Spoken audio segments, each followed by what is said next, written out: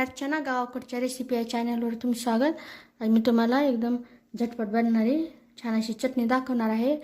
इथं मी हिरवी मिरची घेतलेली आहे. आता हे सगळं साहित्य तुमच्या आवडीनुसार प्रमाणानुसार घ्यायचं. लसूण घेतलेलं आहे. आता हिरवी मिरची आणि लसूण बारीक करून घ्यायचं. दही घेतलेलं आहे. यामध्ये भाजलेल्या शेंगदाण्याचं कूट मिक्स करून घ्यायचं.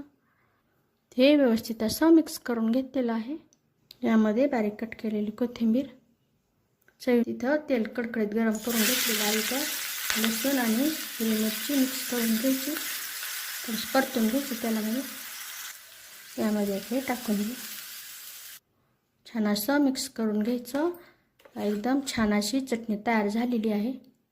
नक्की बनवून पहा. ही एकदम छान अशी चटणी, एकदम सोपी पद्धत, झटपट बनणारी, पण खायला एकदम टेस्टी. चपातीसोबत, भाकरीसोबत किंवा खिचडीसोबत तोंडी लावायला, वरण भातसोबत तोंडी लावायला एकदम छान अशी